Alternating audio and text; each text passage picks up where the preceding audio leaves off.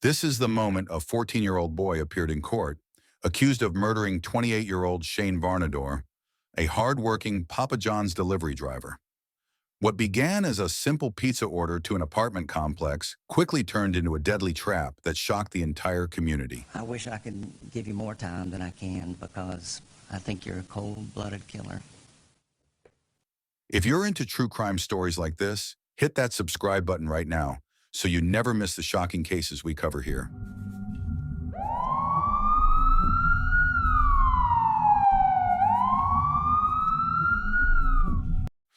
On March 1st, 2016, what seemed to be a routine delivery quickly turned into a deadly setup.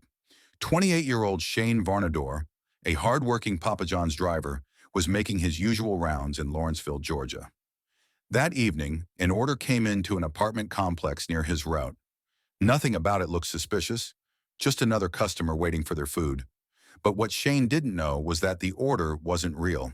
It had been placed with a prepaid phone under a fake name. Waiting for him in the shadows were two people who had no intention of paying for pizza. The moment Shane stepped out of his car, tragedy struck. A single gunshot shattered the quiet night. The attackers grabbed the pizza boxes and fled into the darkness. Neighbors rushed outside to find Shane bleeding on the ground. Despite desperate efforts to save him, his wounds were too severe. He was rushed to the hospital, where he was later pronounced dead. A frantic 911 call brought officers racing to the scene. Police swarmed the complex, sealing off the area where Shane lay. Investigators quickly traced the delivery order using phone records, while security cameras confirmed the timeline of the ambush. Then came tips from the community. The trail didn't point to a hardened criminal. It led to someone far more shocking. A 14-year-old named Reginald Lofton and his 21-year-old accomplice, Jermaine Young. 14-year-old Reginald Lofton lived in Lawrenceville, Georgia, with his sister and brother, sharing an apartment with 21-year-old Jermaine Young. Just hours before the crime, Lofton posted a photo of himself holding a .40 caliber handgun on Facebook. Online, he was known by the nickname Ray the Shooter. These details, along with additional evidence recovered by investigators, were later presented in court and used against him during the trial. Inside Lofton's apartment, detectives uncovered the prepaid track phone, hidden Papa John's pizza boxes, and a .40 caliber handgun concealed in a pancake mix box, the weapon that killed Shane. After his arrest, 14-year-old Reginald Lofton was formally charged as an adult. The charges were serious: malice murder, felony murder, armed robbery, and aggravated assault. His accomplice, 21-year-old Jermaine Young, faced similar counts. For many, the idea of a middle schooler facing adult murder charges was almost unthinkable. When the trial began, prosecutors wasted no time laying out the evidence against 14-year-old Reginald Lofton. They showed jurors the prepaid track phone, discovered in his bedroom, which had been used to place the fake pizza order that lured Shane Varnadore to his death. They pointed to the Papa John's pizza boxes hidden inside his home, clear signs of the delivery that night. Perhaps most striking was the discovery of the .40 caliber handgun concealed in a box of pancake mix, the very weapon used to kill Shane. Ballistic testing confirmed the match between that gun and the shell casing found at the scene. Prosecutors argued this was no coincidence. It was proof of Lofton's direct connection to the crime. They also introduced a Facebook photo Lofton had posted just hours before the murder, showing himself posing with a handgun of the same caliber. To the jury, it painted a picture of a boy who, despite his age, was immersed in a world of violence. The defense countered, insisting Lofton wasn't the shooter, that Jermaine Young pulled the trigger. If stories like this remind you how easily young lives can be lost to violence, take a moment to subscribe.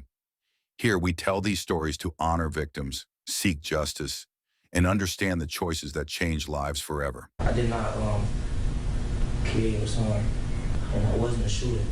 Throughout the trial, Reginald Lofton maintained that he was not the shooter. At just 14 years old, he told investigators in the court that while he knew about the robbery plan, he never intended for anyone to die. Lofton admitted he was aware a gun would be used, but claimed it was Jermaine Young, the older accomplice, who pulled the trigger that killed Shane Varnadore. His defense team emphasized his youth, arguing that Lofton was a child influenced by someone nearly twice his age. They painted him as a follower, not a mastermind. An immature teenager caught up in something far bigger than he could comprehend. Defense attorneys reminded the jury that Lofton's age meant he lacked the judgment and maturity of an adult. But prosecutors pushed back hard. They highlighted how the track phone, the pizza boxes, and the murder weapon were all found inside Lofton's apartment. They reminded jurors of the Facebook photo he posted hours earlier, calling himself Ray the shooter. Even if he hadn't pulled the trigger, they argued, Lofton had set the trap, played a central role, and under Georgia's felony murder law, he was just as guilty. As the trial neared its end, Lofton's sister took the stand. That my brother do deserve a second chance at life. Instead of throwing him under the jail cell, help him. Counsel Her him. voice trembling as she begged for mercy. She described Reginald not as a murderer, but as the little brother she had helped raise, easily influenced and too young to fully understand the weight of his actions. Fighting back tears, she pleaded with the jury. He's only 14. Please don't take his life away. Help him. He can change. Her words painted a portrait of a misguided boy with potential to be redeemed. But prosecutors reminded the court of Shane Varnadore, the innocent victim whose family demanded justice, not leniency. The only thing that he is sorry about is that he's going to have to go to jail or prison now. On December 15th, 2016, the courtroom heard its final decision. 14-year-old Reginald Lofton, convicted of felony murder, armed robbery, and aggravated assault, stood before Gwinnett County Judge Randy Rich. The bailiff indicated that you have reached a verdict in the case. That's correct, Your Honor. And if my memory is accurate, you're juror number 22? That's correct. And you're the foreperson? Yes, sir. Okay. Do you want to stand and read the verdict?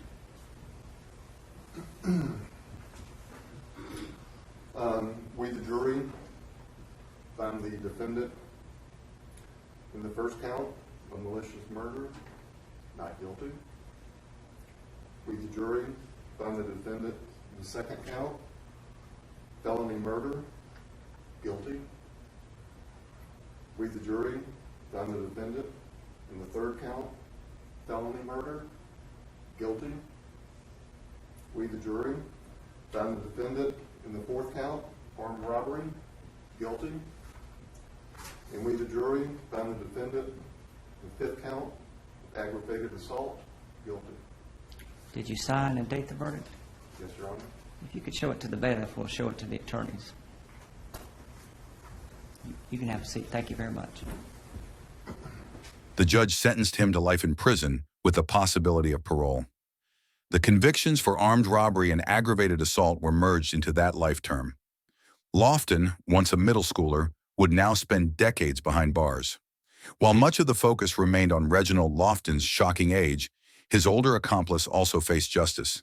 Jermaine Young, 21 years old at the time of the crime, was tried separately in Gwinnett County. Prosecutors argued that he played a central role in the robbery plot and was the one who pulled the trigger that killed Shane Varnadore. The jury agreed.